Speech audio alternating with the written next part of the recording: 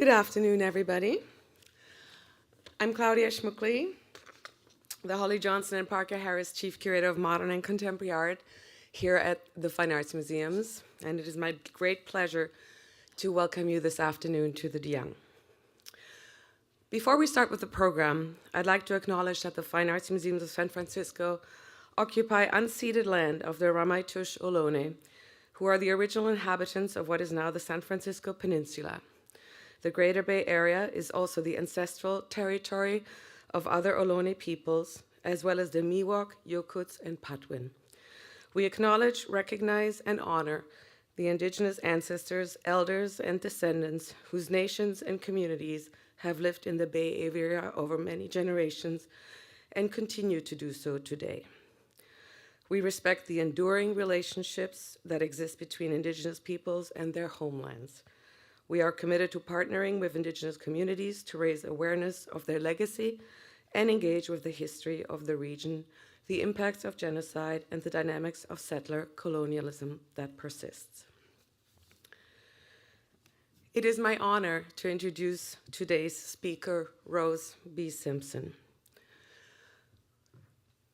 The annual Bransten Lecture on Contemporary Art is now a well-established tradition here at the DeYoung, thanks to the generosity of Bob and Daphne Bransten, who have been steadfast and stealth supporters of contemporary art here at the museums even before there was such a department.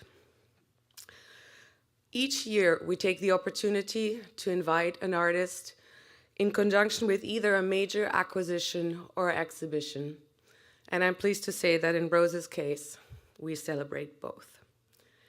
Past speakers have included legendary artists like Carrie Mae Weems, Wangechi Mutu, and Isaac Julien, whose retrospective is on view currently downstairs in Herbst, so I would be remiss if I didn't invite you to explore it after the lecture and get a deeper appreciation of his work.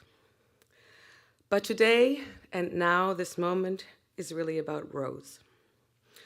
Born in Santa Clara Pueblo, New Mexico, and raised by a multi-generational, matrilineal family of ceramic artists, Rose B. Simpson's work is deeply grounded in Pueblo traditions and ideologies. Working across multiple media, including sculptures, metalwork, installations, and performance, Simpson conceives of her work as tools for healing. Sorry, is that echoing? Can you adjust the volume a little bit?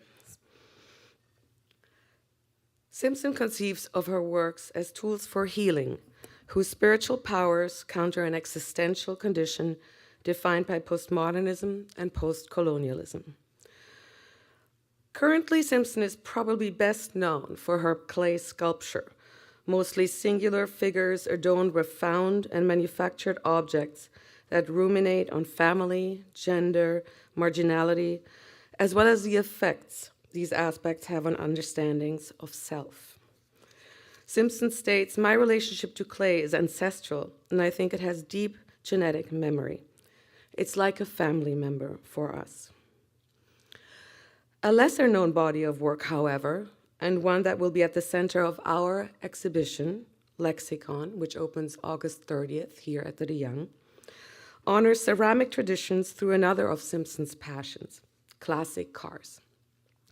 In 2014, she transformed a 1985 Chevy El Camino with a black-on-black motif inspired by classic Tiwa pottery. Simpson titled her work Maria, in honor of renowned artist Maria Martinez from the San Ildefonso Pueblo, who popularized the distinctive black-on-black style. Now, over 10 years later, our exhibition Lexicon will debut Simpson's second customized car, a 1964 Buick Riviera painted in vibrant polychrome.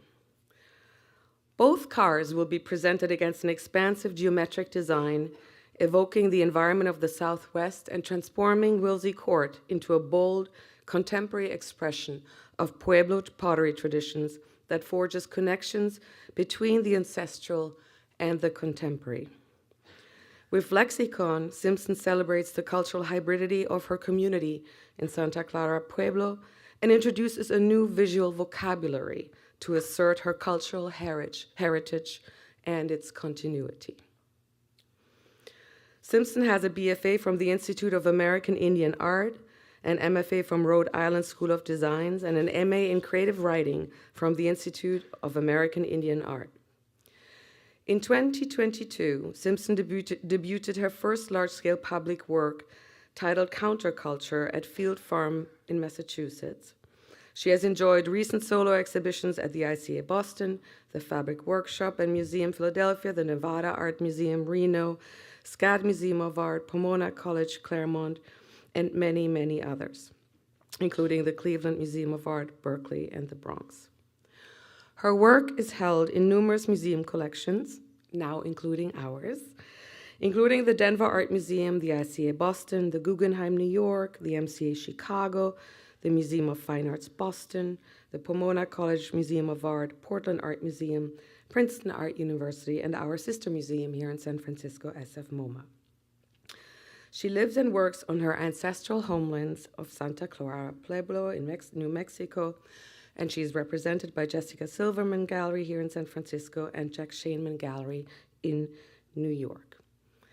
And before I hand the podium over to Rose, I just want to extend heartfelt thanks, first of all, of course, to Rose, but also to Hilary Olcott, our curator of the Arts of the Americas, who's the organizing curator of Lexicon, the exhibition. And I'd also like to thank our public programs and development teams in putting this event together. Thank you all. And with that, Rose, I'd like to hand it over to you.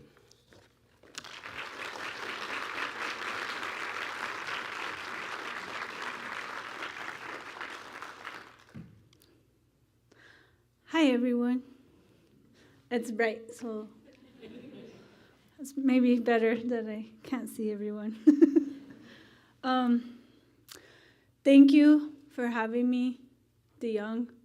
Thank you for supporting me, Hillary and Claudia, and thank you to Jessica Silverman Gallery here and everyone involved that supports me when I come to San Francisco.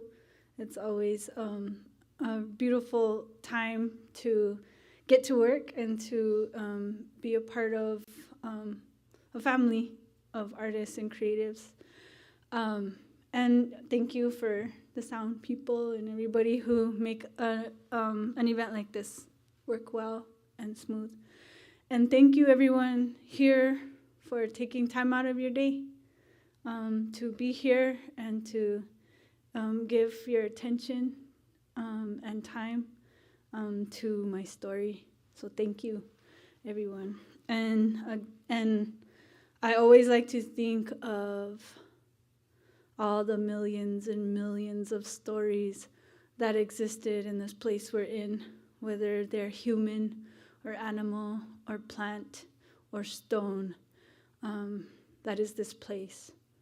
And all the spirits of those beings are listening to us right now. And so I like to acknowledge them too, because we often forget to.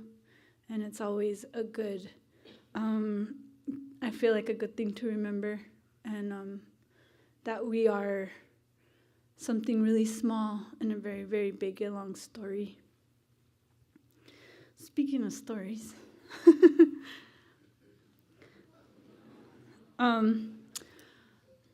so I wanna sort of talk about, this is a different kind of talk. If anyone has heard any of my talks before, this is going to be very different. And I'm a little bit nervous because it's very personal. A lot of my work is incredibly personal, but this is a new level of that. And I like to consider myself beyond objectification or stereotypes or labels as much as heavenly possible. It sickens me to ever be lumped in this pan-indigenous expression that often happens in scenarios where Native people are involved. I very much like to speak to humanity from my singular. We all have these incredibly singular experiences that we can feed our voice. But this one is very particularly about my native ancestry. And the show that's happening this summer is going to be very, very specifically about that part of my story. So because of that, I am going to be talking about those things today. And so because of that, I'm a little bit nervous and a little bit like it's a very emotional story. So bear with me. This is me in the 80s with an 80s haircut.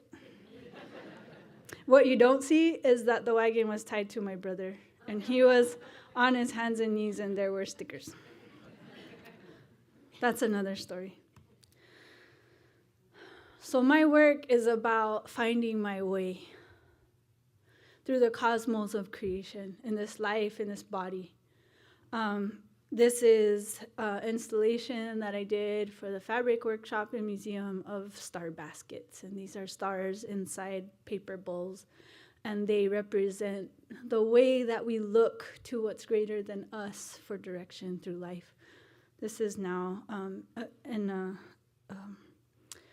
a collection at Stanford, which is really a cool thing. So for those of you who don't know too much about my practice, I am going to sort of give a quick summary of my ceramics and sculptural practice.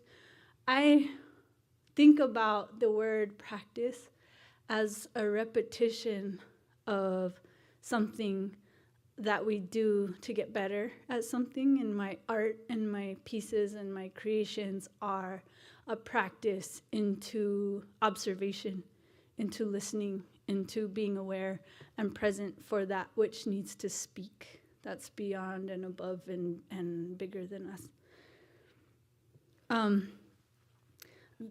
This was a pivotal time for me, was in graduate school at RISD, and it was when I really got to reflect on the process of art making and my own internal critical dialogue, and allowing for the art to help me find my way to appreciate and honor the process of creation. And the creating of art is also that constant decision making in every moment as we create our life.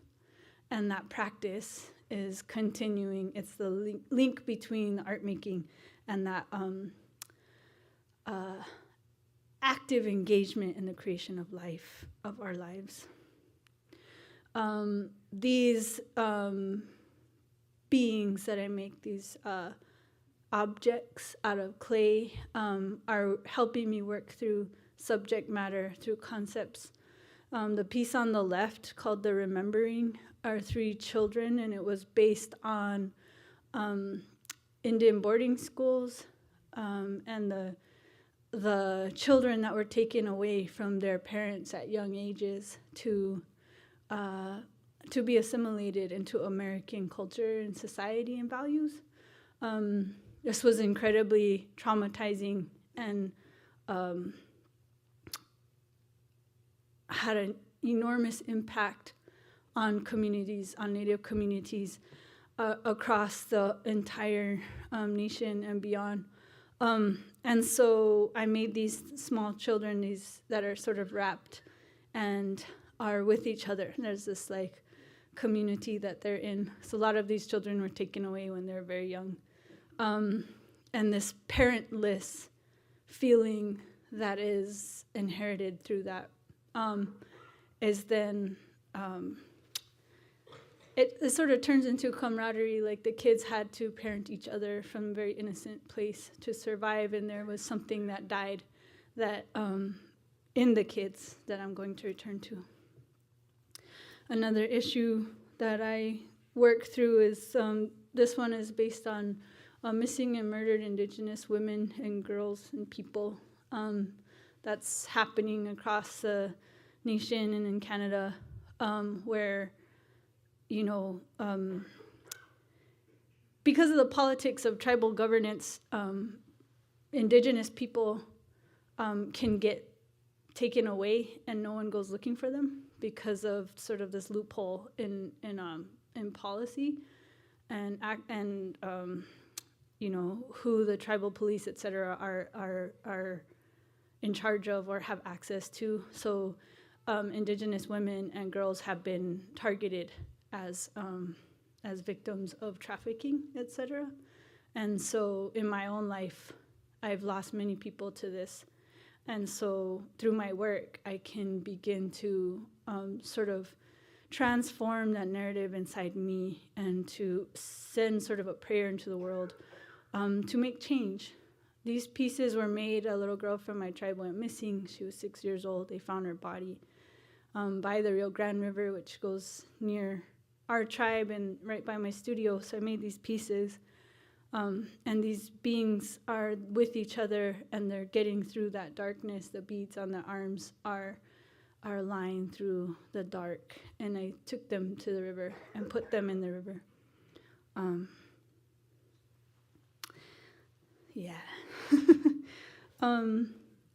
This is the original, the piece that's outside, the bronze heights. So a lot of my work is about putting intention into growth, finding our way through and our agency in this life, in relationship, knowing oneself and growing in relationship to someone else is something that I've been very interested in that energies are connected no matter what. So these pieces were made together, but were offered separately, in that I find the space between those two being tangible and almost strummable. I think about responsibility in the weaving that is this creation, and how we sort of hold our own in conscious awareness of the fact that we are responsible for others. These are portraits of people I care about. They're soul portraits. And so what does empowerment look like in a different way when we deconstruct the values around identity that we have been forced to accept through the colonizing culture? And how do we take care of ourselves in these spaces, and how do we begin to treat ourselves tenderly so that we can begin to change the narrative? The piece on the left was the first piece I made when I became a mother. I became a parent and a nurturer, when I became a grown-up, when I became a woman. And it changed my work a lot to sort of transform my values into seeing where power really lies. And that sometimes it is the future that is teaching us some really, really heavy, real, solid truths about the past, and what, if you believe in reincarnation, or that energy is attached to all things, and sometimes the innocent among us are more connected to the truth than we might think we are as adults. How do we tap into that truth and be open to listening? What does listening look like through all the levels of our being? The piece on the right was a self-portrait, a very specific one.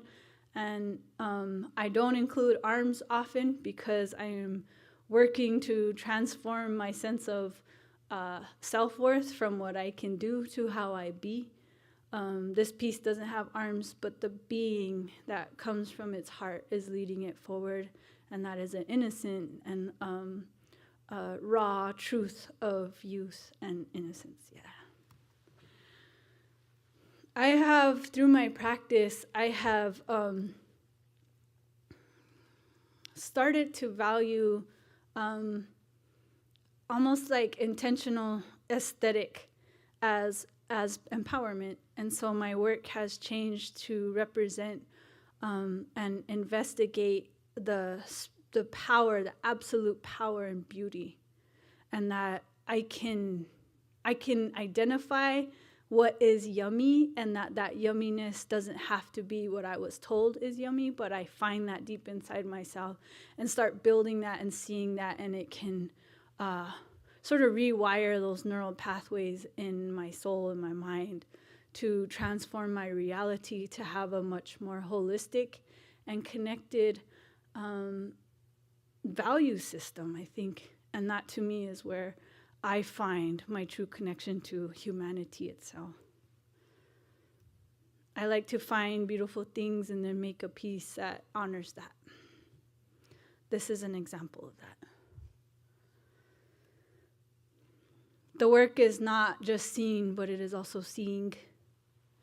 That in our, in the culture that we've been colonized with, that we objectify the world around us, and we tend to forget that we are being watched. And because of that, I think we tend to act very independently and without consideration of the world itself around. These pieces were made to watch, and in their power, they are graceful, and they wear necklaces. They are in the space silently, and they become eyes for the natural world. So there's actually holes drilled through the heads to make the eyes witnessing.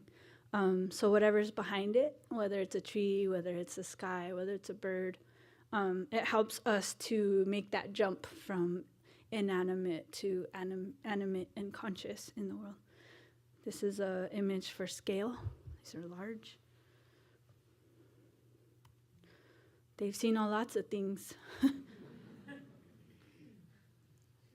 You know. This is a more recent public installation at Madison Square Park in New York. Again, this is about a being self-aware and doing her work. So the piece in the center is safe. She's being protected as she sinks down into place, into presence, into the past. So she can be holding herself and closing her eyes in her vulnerable and raw and authentic nature. And that there's young faces watching to see how it's done. Little by little, trying to deconstruct the game that I've been taught to play. Last summer, me and my crew went to Cleveland Museum of Art and installed 2 24 to 27 foot figures in the atrium there. These are called strata. They're made out of steel, pumpcrete, which is pumice mixed with concrete, and clay and aluminum. And they represent the world, nature, time, herself, and that it is a being that is actually the earth, the layers of sediment that's cut, that you can see cut in like roadways in New Mexico. And then the sort of steel belt that's at the chest area is like our human world, and then our identities as human beings, and then the sky and the clouds above. And that we have forgotten that the world existence from the earth to the sky are also conscious beings. And again, giving it a face, anthropomorphizing it so that we can remember to build relationship. With that, to listen, to speak, to build community and communion with that. I really like this picture on the right. I went to my mom's house one day, and she had these pots on the ground, and they were breathing. The piece on the left is one of mine. They are vessels, and in that vessel is breath, is belief, is intention. And to me, it's a reminder that there is life in things, and that we can deconstruct the simplistic, object, extractive way that we have engaged the world and begin to transform that.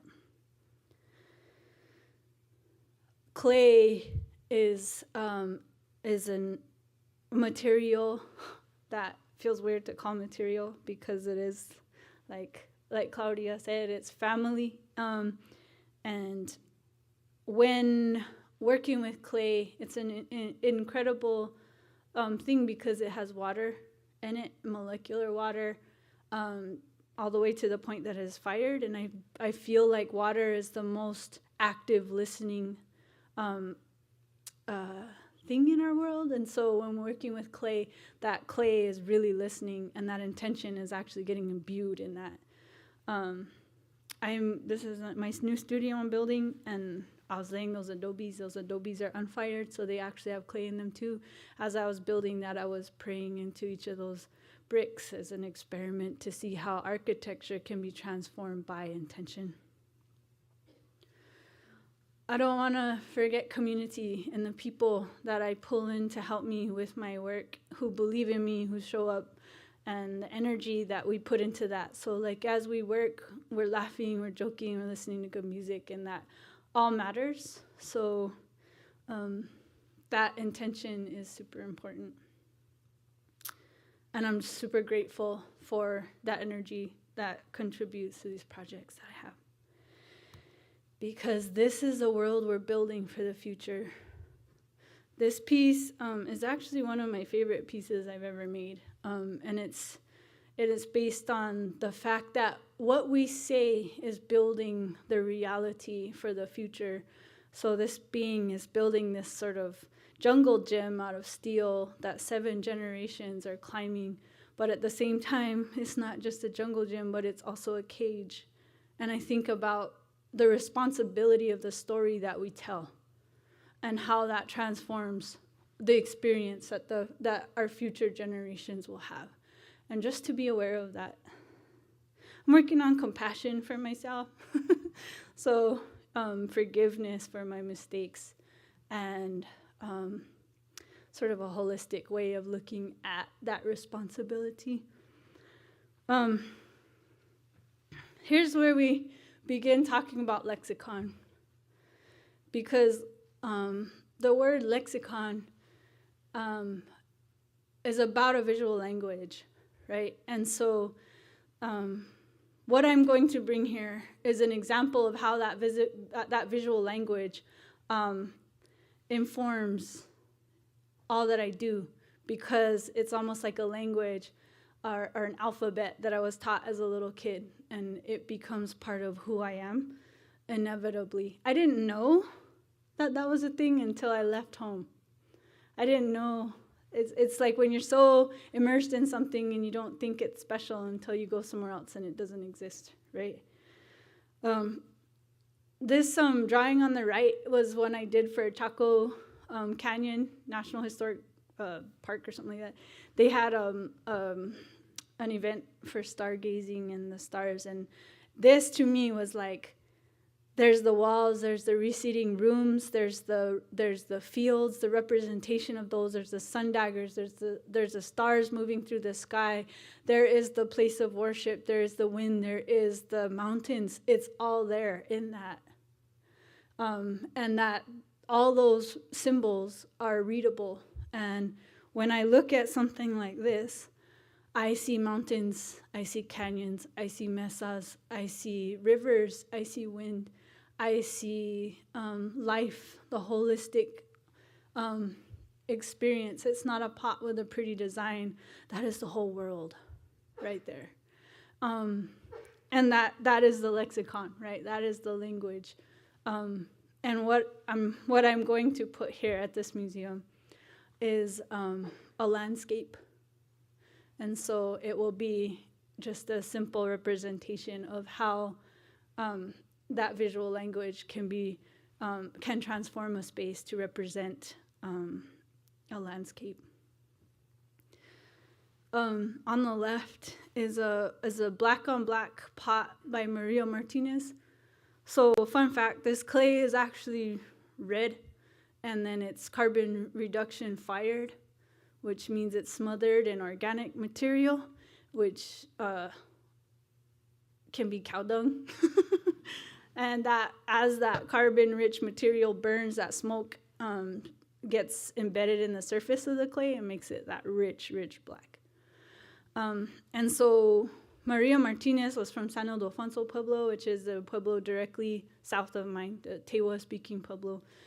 Santa Clara pots are more like this piece on the right by Margaret Tafoya. Our clay is very different. This is another long story, but different pueblos are located in different places. And because of the nature of the land itself and the clay that's available will change what the pottery looks like. And so because our clay lends itself to being more thicker walled, Santa Clara pots had a lot of deep incision into the surface because the walls weren't very thin. There's other pueblos, like southern pueblos like LACMA or Zia, etc., who are well known for their pottery, have thinner walled pots and they're fired higher. And so surface decoration was a lot more practiced and skilled. So Santa Clara pots were more about that sort of dense and heavy aesthetic. That's a bare hand on that. This is a piece I made. On the right is clay tile on board. This is at the Portland Art Museum. And it was based on me trying to deconstruct the sort of stereotype and find sort of the meaning or the feeling behind my specific flavor of Pueblo person or what I was familiar with. And I think that I am very, very grateful that my tribe is very strict. So there's a lot of things that aren't supposed to be shared with outsiders. That's nobody else's business. And because of that, that has allowed me to explore more deeply my own expression, more independent from those very specific cultural information that I have that I shouldn't share, right? And I understand that and I appreciate that because that has helped me grow and express myself in different ways. So that's part of that.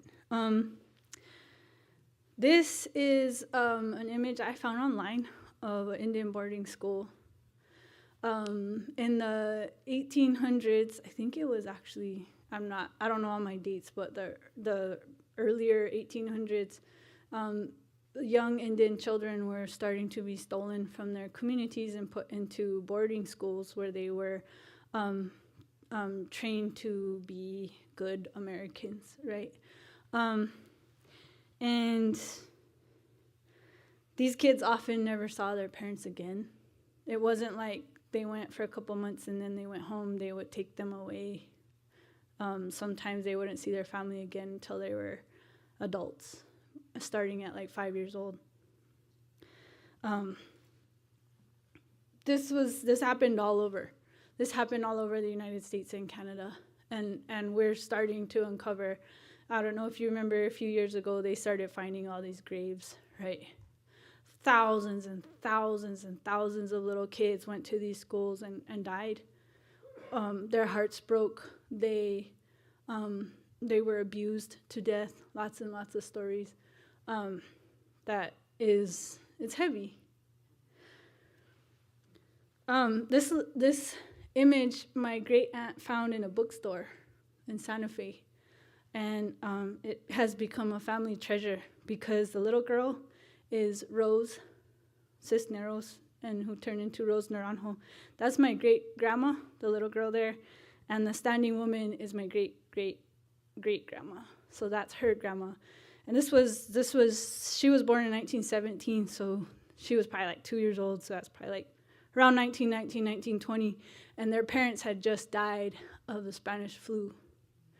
And their grandma probably just started raising them.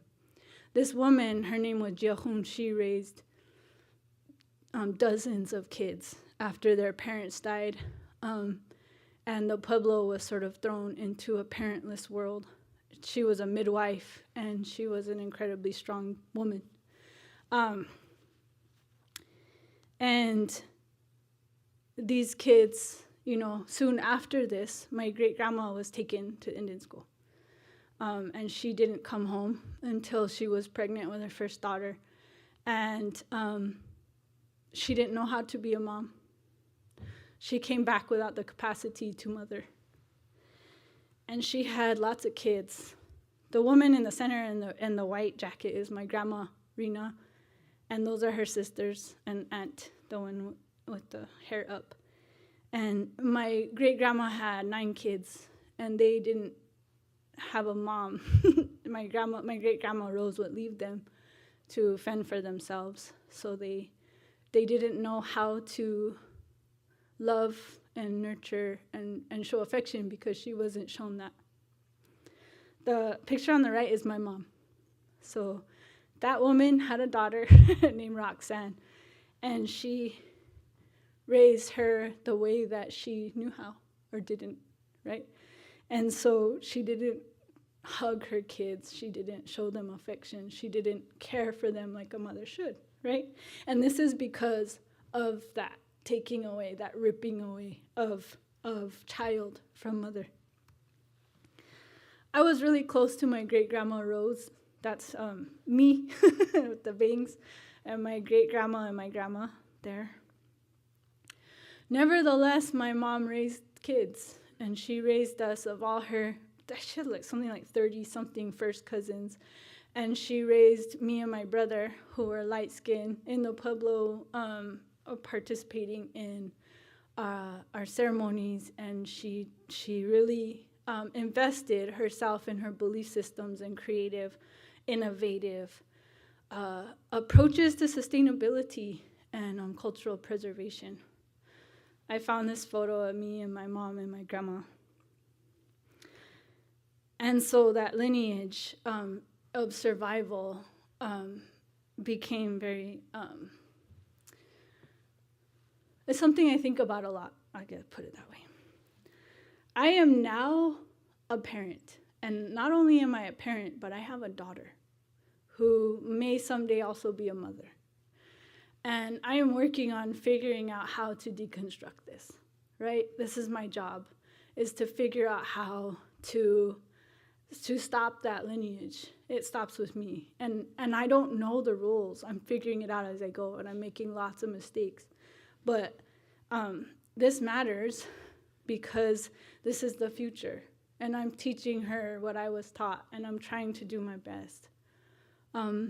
And one of those things is clay and what we make and how we, the incredible ways that my family has figured out how to heal, because we have this incredible relationship with clay that we are figuring out how to heal this lineage, how to heal this trauma that was given to our entire community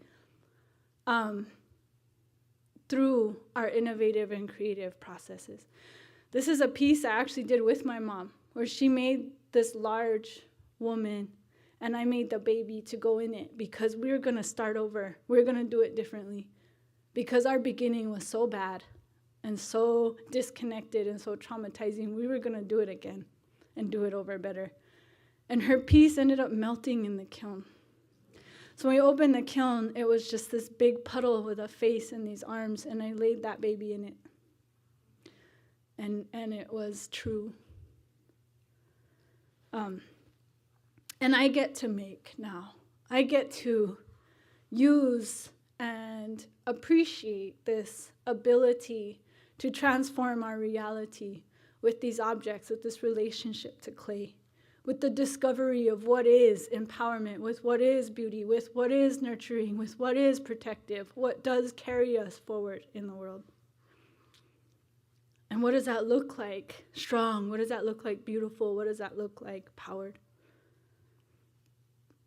I've experimented with lots of ways to feel strong, to feel beautiful, to feel like I belong, like I matter, like I'm wanted. Because those are the things that I was told I wasn't. And so that's what I'm trying to heal. And I've experimented with lots of ways. One of them I realized through time has been sort of a masculine warrior approach. And for a while there, I was really, really obsessed with post-apocalyptic theory because as I know it, the end of the world has happened for us already. And this right here is after the end of the world. So we are in the post-apocalypse. And so what does that look like empowered? So I watched all the movies, read all the books, and I felt like there was a freedom in the end that we get to rebuild now. And that's what's beautiful about it.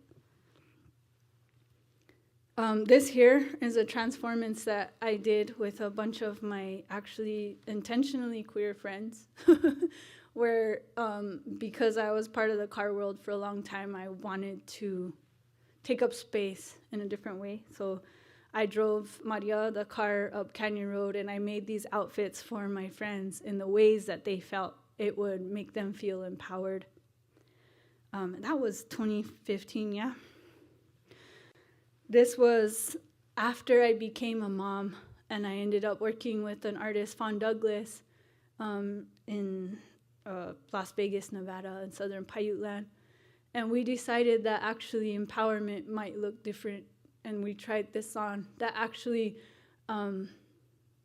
that feminine, that mothering, that experience of a strong, that we deconstruct what that means in a colonized perspective and remind ourselves what that looks like within. When I was a little kid, we were homeless, and my uncle gave my mom an army tent. And she had my brother when she was 18 and me when she was like 19, almost 20, I think 20, almost 20. And so she was a very young mother. And she, my uncle gave us an army tent. We were living in that. And this was her truck. And that's where we lived. And my great-grandma, Rose, gave my mom that tool shed, and she turned it into a house and started making her art. And this truck was really everything. It was 1952 Willys. And I remember riding through town in the back, watching all the cars pile up behind us because it went max like 45 miles an hour. This is my mom building the house for her kids. She would put us in a puddle of mud, and we would play because we were toddlers in the water and the mud, and we would mix the mortar so she could lay bricks. And she would make her sculptures, and she would sell them and buy some more bricks and build this house for her babies. This is my mom unloading an engine for me because I couldn't get it out of my truck, and so I had to go, can you please get this engine? This is a straight 6 for something. And she's like, okay, so this big orange thing is called the favorite child, and no one else gets to drive it. And I'm showing you these because this is what mothering looked like to me.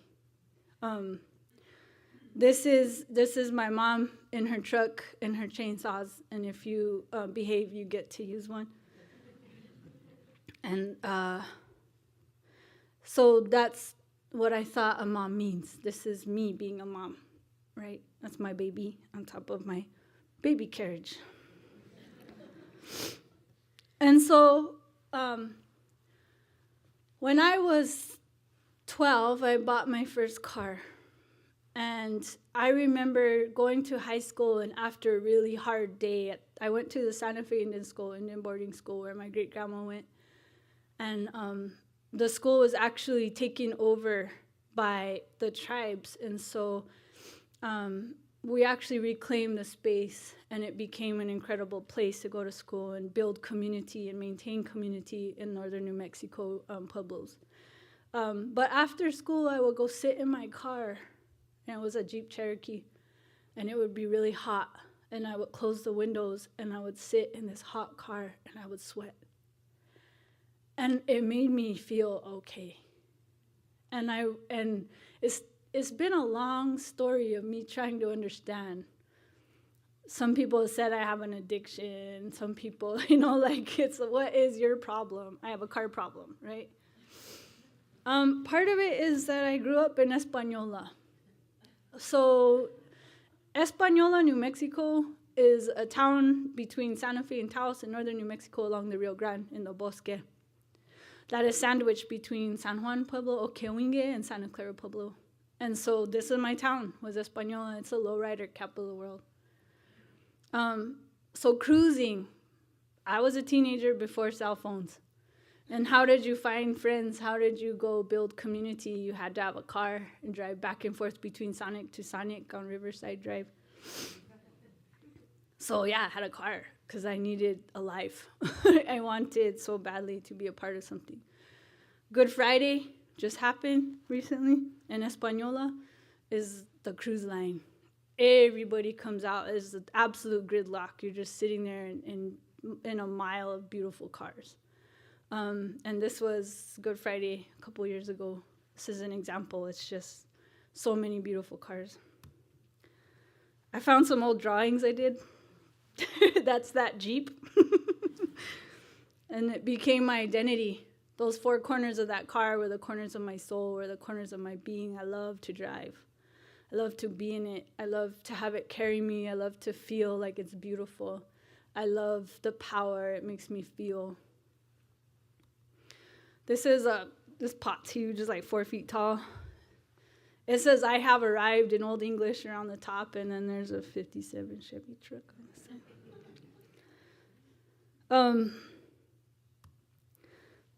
I love cars. I mean, especially old cars, they're so beautiful. I've had a lot of cars in my life. It's hard to get rid of them. It's easier to get them. I get emotionally attached to them. I see opportunity, I see possibility, I see experience, I see beauty, I see cruising, I see connection, I see empowerment, I see being carried, I see being in a safe, beautiful, strong womb. I see an identity, right? It becomes super, super important to me. I'd be amiss to not mention that I was a part of this project for a while. This is a 1952 hot rod land speed race car that got 6 world records at the Bonneville Salt Flats. It was built by Jeff Brock of Rocket Head Studio, and its name was Bombshell Betty. It's a straight 8. It's a Buick. And I was wanting to be the world's fastest Indian. I was waiting to drive this car at Bonneville and get that 7th world record. And Bonneville kept raining out. So the next best thing was to build my own. So I actually went to school for automotive science after I went to RISD, in auto body, specifically in Española. And it's actually like collision repair, right? So you have to go get like insurance adjustment classes and stuff like that. But the whole school is basically lowrider building. And the first day of class, they don't care who you are, where you come from, what school you have under your belt. It was, what's your name and what are you bringing, right? My name's Paulo, I'm bringing a 64 Impala. My name is Paul, I got a 64 Impala.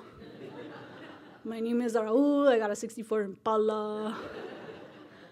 And I actually had a 68 Buick Skylark, and that's that blue thing in the back. But that Buick needed an engine, and I didn't learn my lesson, obviously still haven't, that you can't find Buick parts. There's not a lot of Buicks. There are, however, a lot of Chevys. And this Chevy, 1985 Chevy El Camino was for sale on the side of the road, Nambe.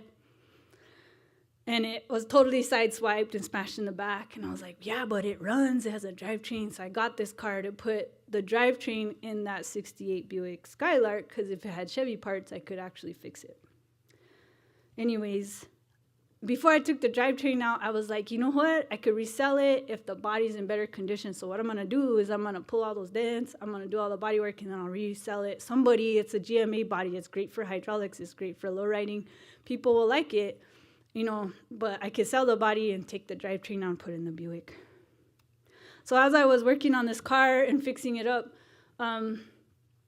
we needed to harvest the field. And back full circle to Mom, she said, hey, let's use that ugly thing, take it out to the field so we can harvest.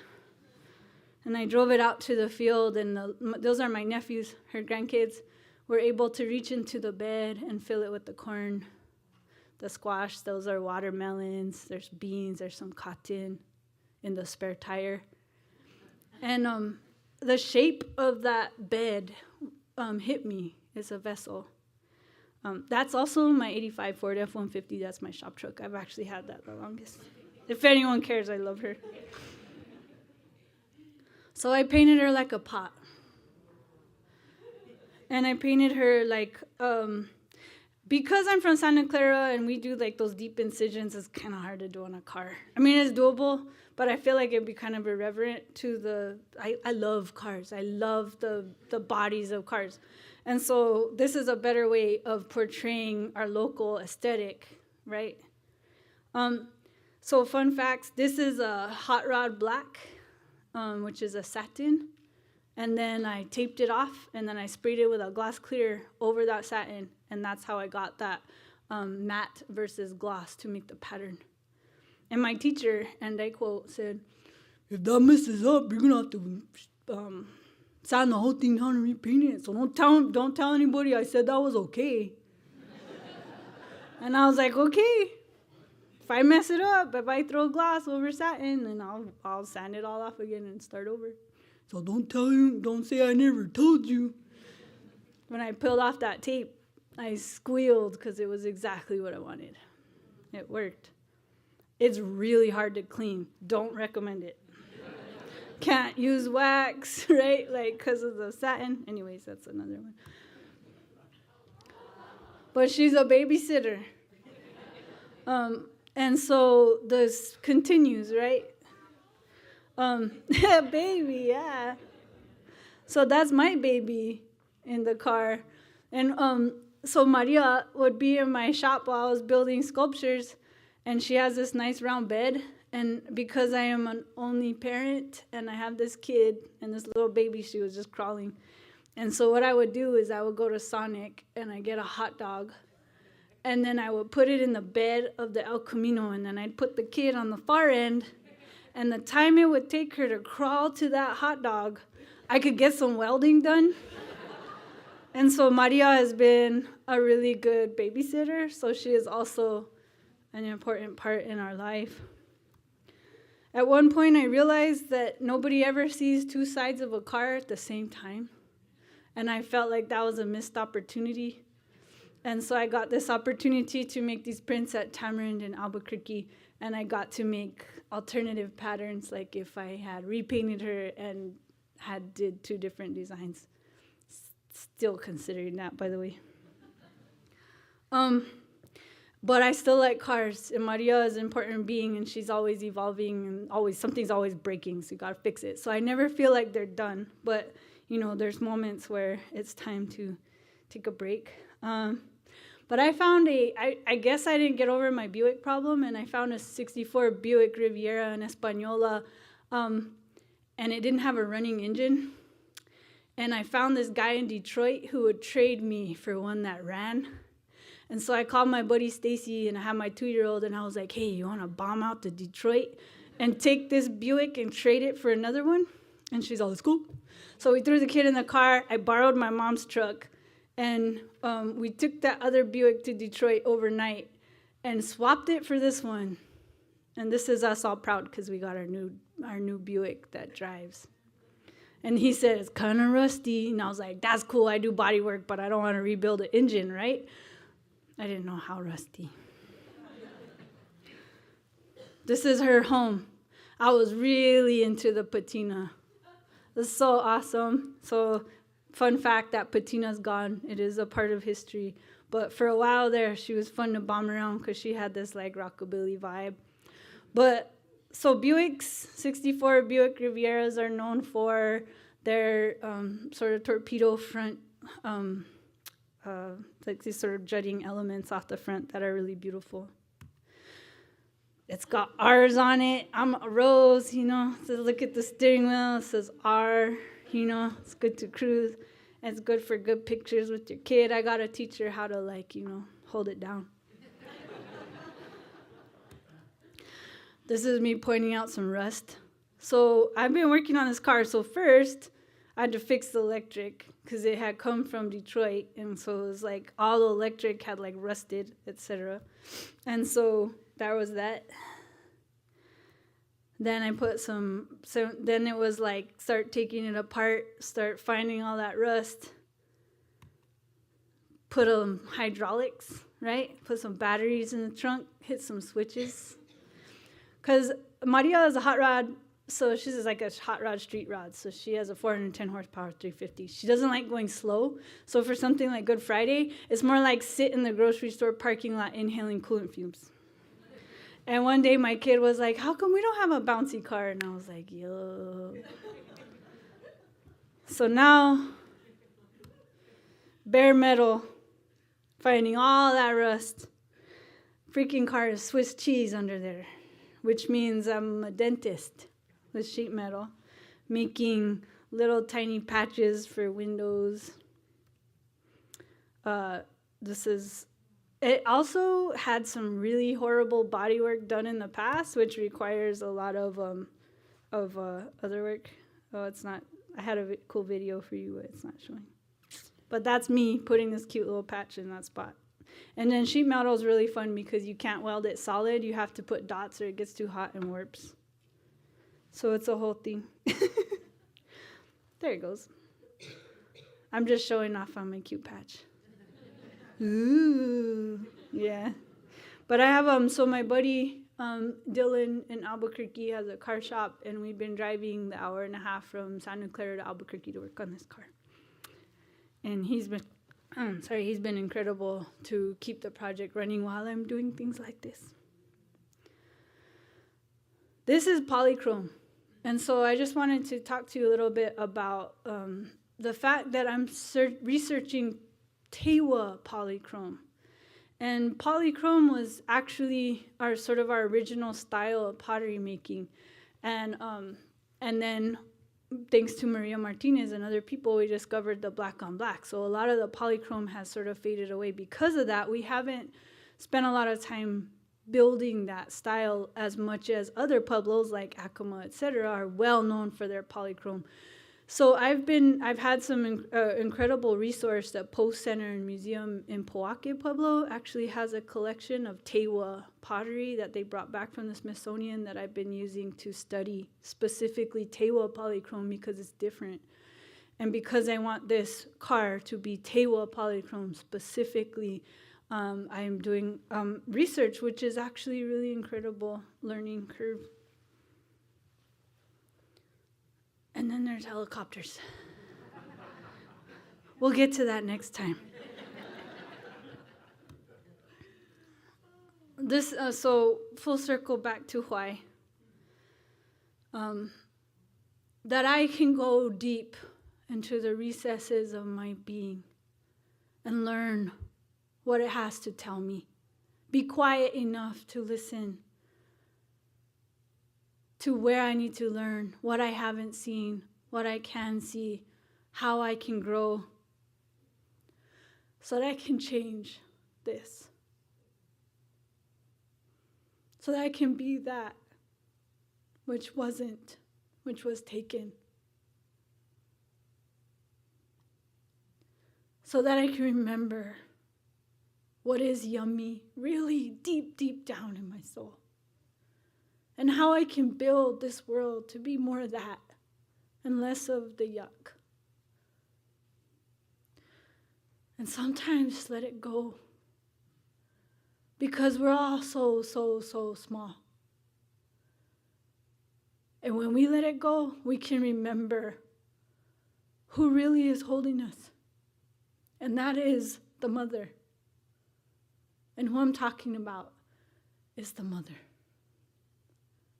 And return to that.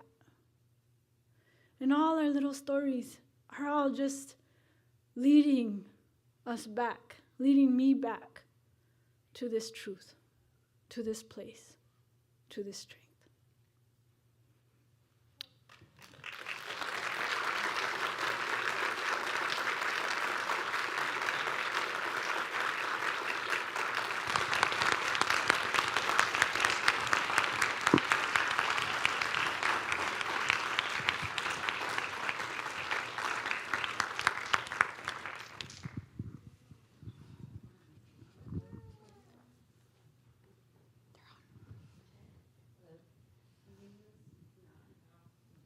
Do it again. Yeah.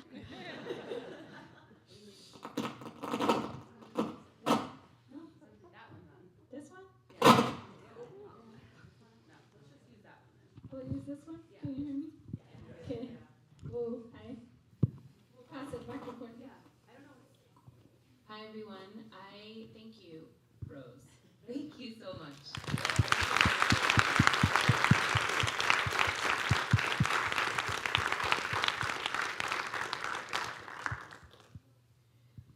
Hello, everyone. I'm Hillary Alcott. I'm the curator of the Arts of the Americas here at the Fine Arts Museums of San Francisco, and I've had the honor and privilege of working with Rose on this exhibition that will open this summer. And so now we have a few moments, probably about, I'm not sure where that one's coming from. Apologies for the feedback. We have a few moments for questions. Two of my colleagues are in the audience with microphones. Would anyone like to ask Rose some questions?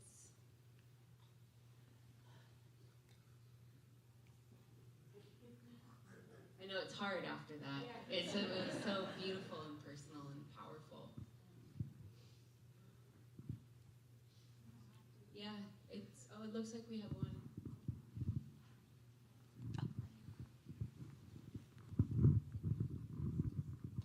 Hi. First, thank you so much.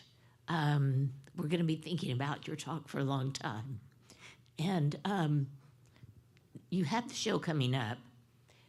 Maybe you could just, give us a little more. We know, just give us a little, more about what we can expect. And by the way, how long will it be up? You want to take this one, Rose, or should I? Okay, so I will start with the very basics of the project. Rose B. Simpson Lexicon will be on view in Wilsey Court. Right? Yeah.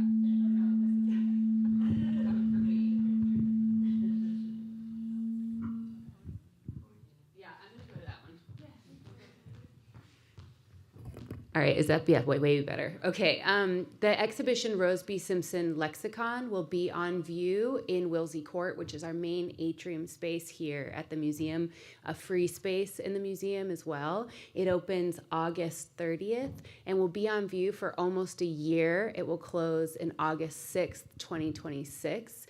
And we're going to have a really amazing opening celebration on Saturday, September 13th. Of this year, so please mark your calendars.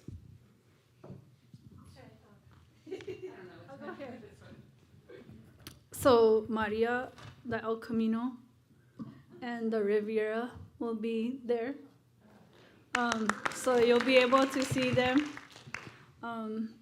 And that's what we're working on really hard, is to finish the Riviera. She doesn't have a name yet, because Riviera is like the space along the river. I think that it's really incredible that she actually represents like landscape, right? So I've been calling her Bosque, which is what we call the area along the river. I don't know if that's gonna stick, but hang tight, you'll find out. And then there will be a landscape mural that is based on that lexicon, that visual language, making the space into a landscape of where the cars came from. Yes. We'll see if we can cruise. Hit the switches. Hi, thank you so much for the depth and breadth of this story and sharing yourself with us. I'm intrigued by a couple of things. You talk about finding what's yummy. And that word is so wonderful. And I also wonder, as you are parenting your daughter, how that is being expressed with your mother as well. So if you can talk a little bit about that. And again, thank you so very much. I'll come back here. My daughter's with my mom right now. And so she's helping to raise her. And that's, we're all, watching out for each other. But my mom is a farmer and an artist and a teacher and a community elder. And she takes my daughter with her. And I think that we don't sort of go out of our way too much to cater to what she wants. She comes with us and does what we're doing. And so I think that that's what I watched my mom do, is I learned by watching her, build and create and learn and grow. And so ideally, my daughter is learning so much about who she is and where she comes from through all the things that we get into between the two of us. We're always busy. And, my daughter really likes, young things like comic books and pink and sparkles and outfits. She likes fashion, and she's very obsessed with what she's wearing. And it's interesting to see her express herself. And then I think that because she's immersed in the world that we're building and living in, that she gets to experience those different value systems. And I'm growing and learning to let her do what she needs to do and learn who she is, because I believe that I've watched my niece, someone I really, really love and care for, flourish into just this incredible adult. And I feel like they have so much to teach us, But as long as we're identifying that yum and following it, and then questioning what we might have thought of as yum and looking deeper and deeper for what that might be truly, that we allow her to experience that, and that she can begin to learn how. This is not what, it's kind of how, And I think we have time for one more question. Someone hands should up. Okay, maybe two. There's a lot of enthusiasm. Okay. Is it on? Okay. My voice is never on a microphone, so this is really okay. I know you mentioned that about the River Girls, what the process was like a little bit for you, and you saw what had happened, and then that it kind of inspired to work. So I was just gonna ask, what does the creative process look like for you? How do you decide within yourself that something's going to be an art piece, and what's it like in the process, emotionally? Easy question. Yeah.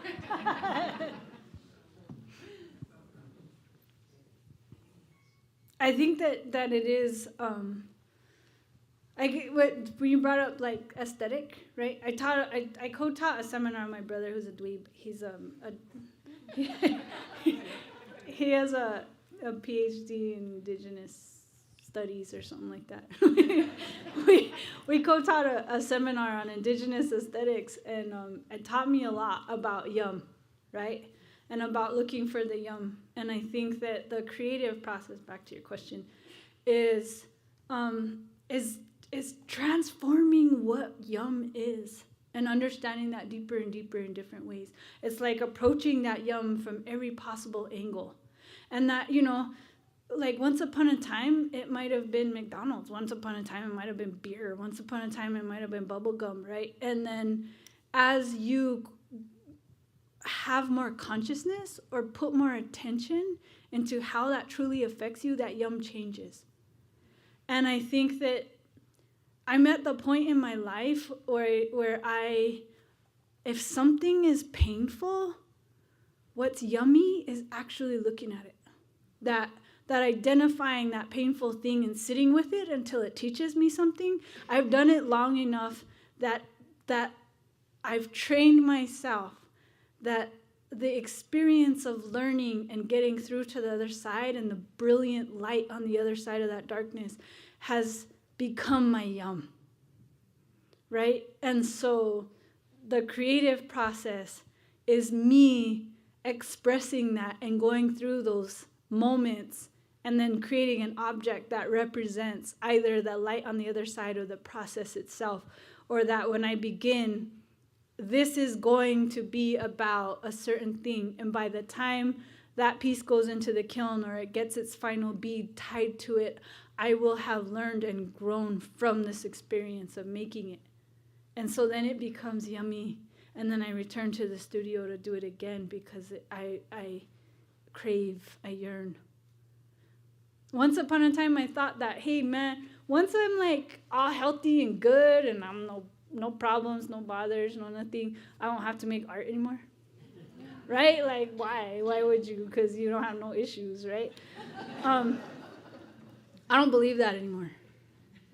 You know, because I really feel like I'm identifying how much joy it brings me to identify and work through things with my hands and my body in relationship to materiality and form.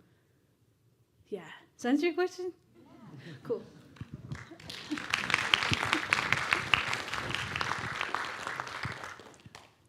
I spent a lot of my childhood in New Mexico, so you are really making me miss the Blake's Lotta Burger in Espanola and the green chili cheeseburgers. Yum. You know, there's a big lowrider culture here, so I'm wondering if your cars will drive on Mission Street with them before, during, or after the exposition, or if you're going to invite them to circle the piazza.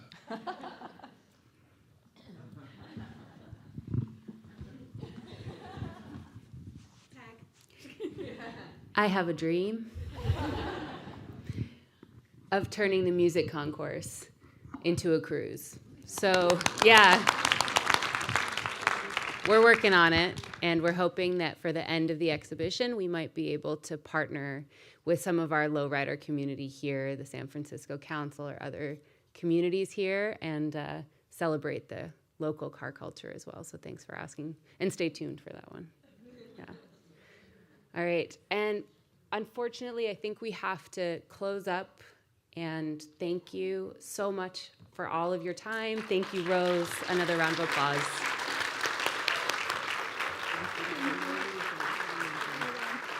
Thank you.